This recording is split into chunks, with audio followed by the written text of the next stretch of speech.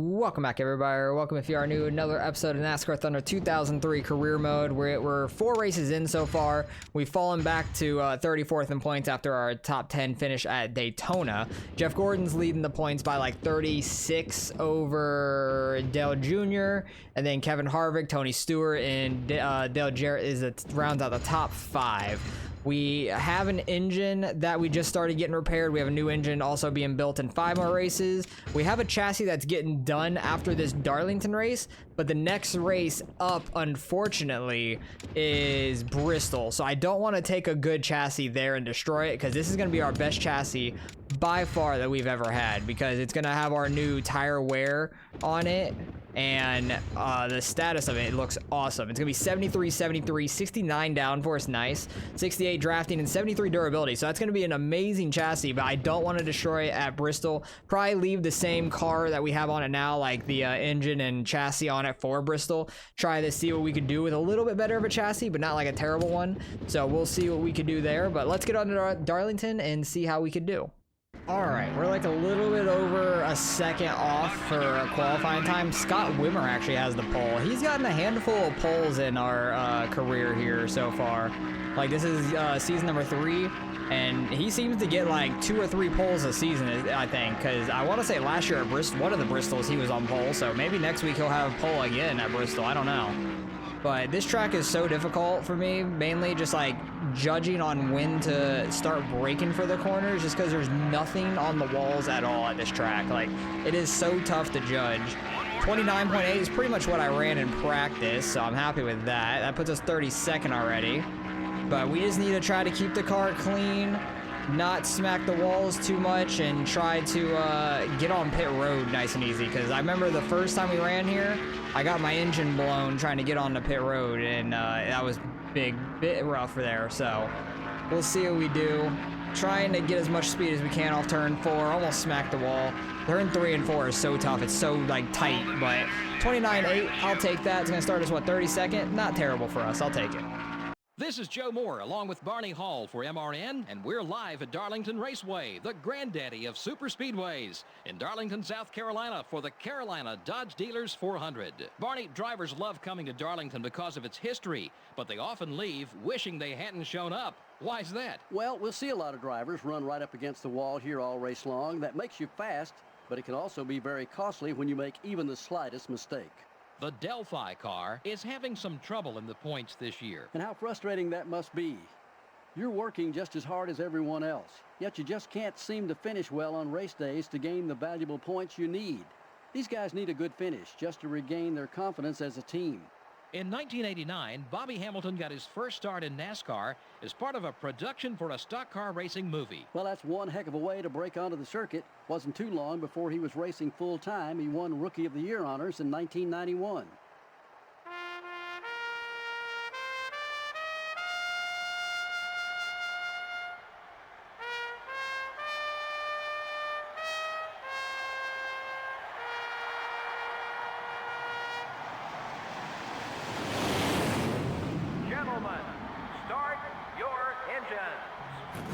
Well, all the guys I normally race with seems like they're like mid-pack or like a few rows ahead of us regardless, like 5 to 10 rows ahead of us. And so a lot of faster guys seem like they're going to be back behind us, and I don't know why everybody's braking. I wish I would have started on the bottom. That would have been nice, because I didn't lift at all. I was just going. But I don't know why everybody stopped there. If I would have started on the bottom, I could have jumped so many people. That would have been so nice. But Gordon did not start on the front row for a 3rd straight week. The last 2 weeks he started pole and 2nd, won both the races, and led most of the laps. So he's not on pole for this one. I don't know where he started, so I didn't really see him in the lineup. Oh gosh. 3 and 4 is so tight. Sorry guys. We're still good. Car's clean. I'll take that. I just got too high up there in the middle of the corner, and it was not good. If somebody blows their engine right now and starts slowing up the entire pack, oh my god, it's going to be hard to miss everybody. I can see Casey Kane up there on the bottom. That's good. Hopefully we can start trying to catch him. But with all the guys, I usually race much further up in the pack. Like, I know there's faster guys behind me, so that's a little scary. But we're kind of holding them off just because this track's so skinny. I can kind of hold them off pretty decent. I can kind of work both lanes down the straightaway because there's not much room to really drive at. The main thing is going to be in this 1 and 2. If I drift up, somebody can get under me, and it's tight off turn 2, we're good. Or if in 3 and 4, if I drift up as well. I think in 1 and 2, somebody could pass me on the outside also, I want to say. I would not be shocked if they actually can hold the outside and get by me, which would be very sketchy on the exit. That was probably my best 3 and 4 I could possibly ever do. Like, that was absolutely perfect. That was a 29.6. That was pretty solid. That was like a 1/10 and a half faster than we had in qualifying, which was really nice. So if we can keep up that speed, that'd be really nice. But that was all 3 and 4 speed for sure. Because there's a big gap. Holy crap. If you look at the map, there's a huge gap between like about 10th to 15th maybe, and then the rest of everybody. And then there's a gap right around where I'm at as well. Oh, I'm sorry, Rusty. It's just so tight off of turn 4. Like, Robbie Gordon got under him, but Rusty, if he would have gotten under me by himself, he would have been fine, I think. Trying to do the best we can. We're not bleeding spots as fast as I thought, which is fine with me. Oh, I'm gonna go up and smack the wall. I have to hit the brakes. See, that's my thing. Like, the worse I do at a corner, the faster I'm gonna get past, because if I just like get on gas a little early, it's not good. Jerry Nadeau getting by on my outside in 3 and 4 is wild. That's what I'm saying. Like, people can get by me on either side. They just have to have a good enough corner and be offline from me. Because if I'm just running their line, they're not going to get by me. But I could easily screw up mid-corner and like go up the track or something. Try not to hit the wall turn 2, dang it. That's what I did not want to do, because that damages the car so much. And the car is super loose now, cool. I tried to like just straighten up because I was like pointed down a little bit on the straightaway. I barely tapped right and it like hooked right.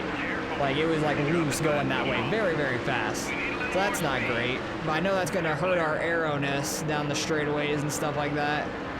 But I know this track, usually we get pretty damaged. In Bristol, we're gonna get pretty damaged. So I did not want to use our new chassis at Bristol for sure. We'll use it at Texas, where I think that we've done pretty well at in the past. So I'm hoping that that new tire wear and stuff in the 70s, that's gonna be awesome. So I'm hoping we could be really, really fast there. And maybe we can compete with like a top 35. That would be really nice. See, if I hit 3 and 4 right, like we were fast. That was a great 3 and 4 once again. I suck in 1 and 2 compared to the AI because it gets so tight off of turn 2 and I lose so much time because it does not want to turn. Because the stability help really wants to help, like off of turn 2 because it's so tight. Oh, somebody blew an engine. Who is that? Is that... Oh, that's Ryan Newman. Rip to Ryan Newman. He was having a pretty good season so far. He was pretty fast already. He's always fast, but blew his engine here, so that's one spot we don't have to deal with at least. That's nice. Really wish it was someone like Casey Kane or John Andretti again, because he blew his engine last week at Atlanta. But we're slowly getting passed by everybody. We're halfway on fuel now, so we'll probably be pitting around lap like 17, 18-ish, something like that. We only have to go to like lap 15 to be halfway, so probably gonna pit on like 16 going into 17, something like that, I would imagine. I'm gonna try and hold off Bobby Hamilton as much as we can, but he'll probably end up getting by us before the pit stops. We'll see what ends up happening. Well, pit stops have definitely started. There's a ton of people on pit road. We haven't fallen too far back from John Andretti yet. Bobby Hamilton got by me because I messed up in 3 and 4 one lap, and then he went up and got in front of John Andretti as well, so he was flying at that point. But everybody enters pit road so fast here, it's crazy. And I kind of want to pit right now, but there's so many cars on pit road. I think I'm going to pit next time by. But if John Andretti pits here, you'll see how they pit. They just like dive straight down. No, he did not there. I can't do that. I cannot just turn straight down from the track and get on the pit road with how much speed they have. It's absolutely crazy. We got Rusty Wallace coming on by us. He started behind us in the race, which was shocking. But also at the same time, he pitted already, so he was behind us again. With a lot more speed, and we're destroying the car on the right side. Holy crap. I might try and just get that fixed. But I'm going to try and get down here and get on pit road. Because I have to get all the way down here and slow up. I cannot take it with how much speed they do it with. Try to get on the pit road, not speed like we did at Atlanta. Yeah, I'll take the damage fix and see what we can do. Hopefully, with those little bit of changes can help out some. I see Shane Hall on pit road right now. I don't think he's broken or anything. I think he's just doing his stop. Is this Frank Kimmel up here? No, that's Junior right there. Luckily, he didn't slow us down, so that was pretty good timing for us. Now, hopefully we can have a good pit stop.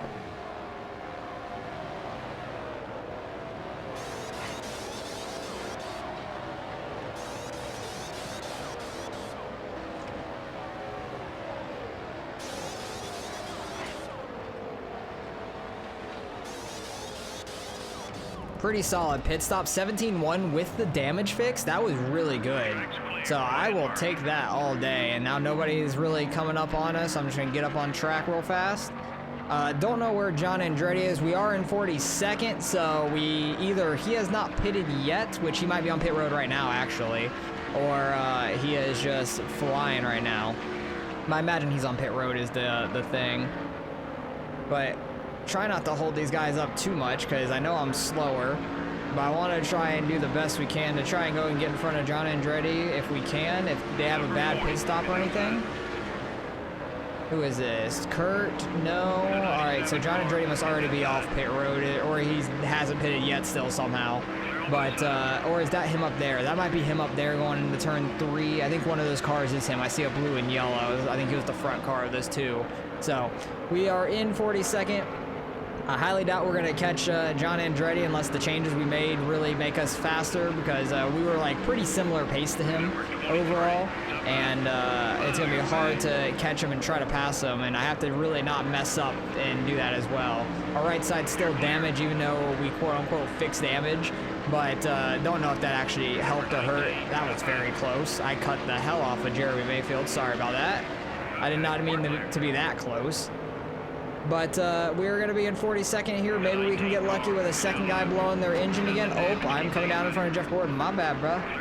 He's been dominating this season so far, and I just became a roadblock very quick for him. That was an accident, but we're going to be in 42nd unless somebody else blows an engine, which a lot of this season, 2 people have blown an engine in a race, which is very shocking, but I'd be shocked if it happens again because we've gotten lucky with that multiple times this season. The leader just hit the white flag, so we have 2 laps left right now. I haven't even seen John Andretti, so I don't even know where he's at, but we've just been running laps at this point for the most part, just trying to let everybody by without impeding too much and getting hit too much. But this schedule is tough. Like, they put the 2 like hardest tracks back to back, like Darlington and Bristol. I would say pretty much the hardest tracks to drive in my opinion, because just how difficult Darlington always has been regardless, and then Bristol for some reason is just very, very difficult. Like, it's been my worst track by far. And we figured out Martinsville a little bit, and that was definitely one of our worst tracks, but that was with me being able to turn off the stability control and just kind of like just going hard at it, and we actually did pretty decent there. But Bristol, I'm not going to be able to, with how much banking there is there, I'm not going to be able to do all that. So I'm going to have to figure something out of Bristol, and hopefully we can do all right. And hopefully the chassis and stuff didn't get too damaged in this race. But Dale Jarrett gets the win. Gordon ends up finishing 5th.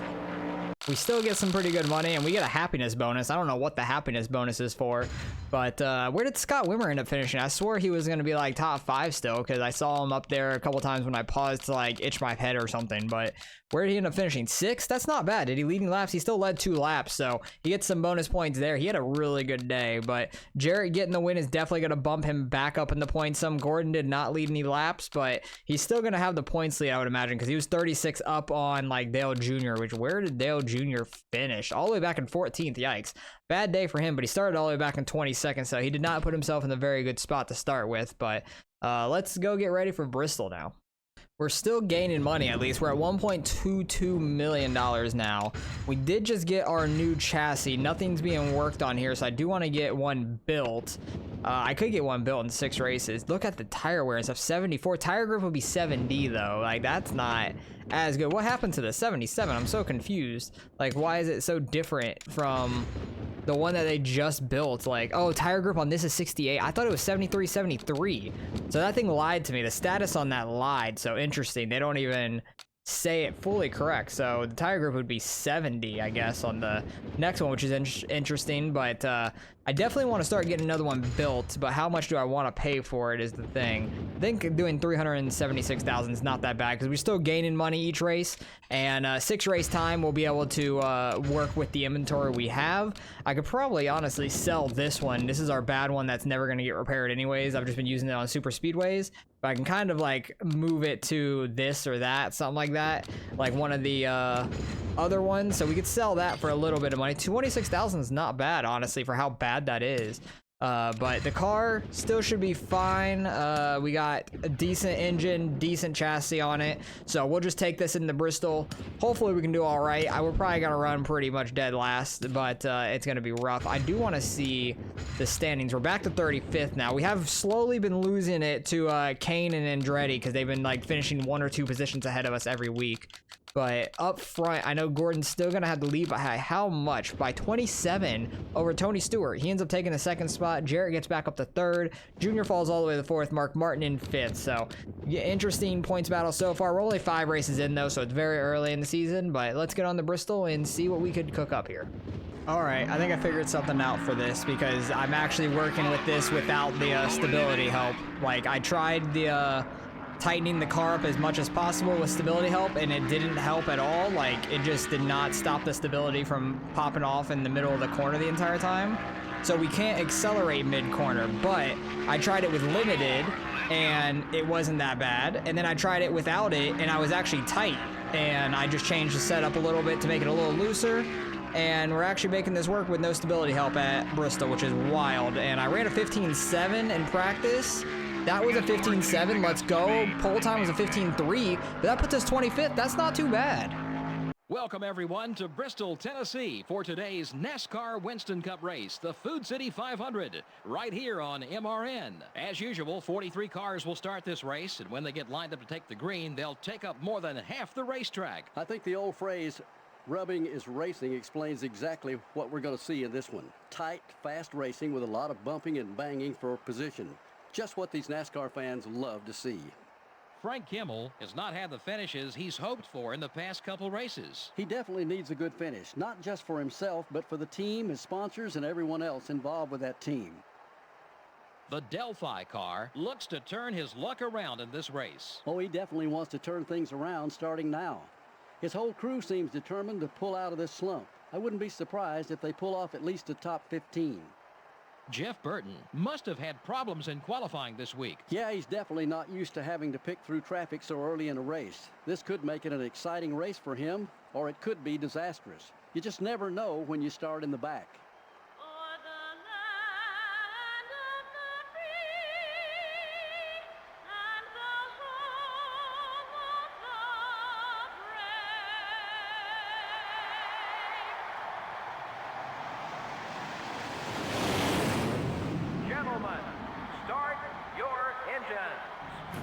Oh wow, Jamie McMurray's out front in this one on the front row. There's always somebody random on the front row in this one, I feel like. But the only thing I'm really worried about is getting into anybody, because I feel like with no stability help and hitting people, that's a recipe for disaster. But you can see how well we shot off there off the grid, basically, as soon as we took the green. Oh geez.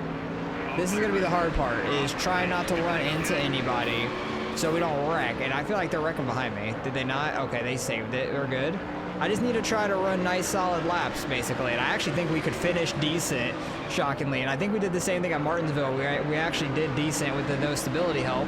It's just the faster tracks, like the 1.5 miles and stuff, cannot do it at all. Like, just the amount of speed that you have and the little bit of tire grip that we have does not mix very well. So we are still a little slow when it comes to race pace compared to like them, but our qualifying pace was awesome. I'm super happy with that. Oh my goodness, the Jeff Purvis just absolutely rear-ended the hell out of me. I want to like just right hook him after that because that was ridiculous. I guess that was just a bump and run though, but that was so hard. I was not expecting that at all. Ow, ball. Ow, Terry Labonte. I can't stay off of the wall of people right now, and getting stuck on the outside sucks. I think my car might be a little too tight, honestly, for the exit of the corners. because I'm just stuck on the outside right now. I cannot get down because I need to get down and try to hold it if we can. And you can see me getting loose there with without the stability help. Luckily, able to hold it. Oh, Jesus, that got loose. So I'm saying I'm too tight on the exit, but I'm tight as hell on the entry, or I'm loose as hell on the entry, tight as hell on the exit. Like, race pace, like, they are so much faster than they are in qualifying. I don't get it.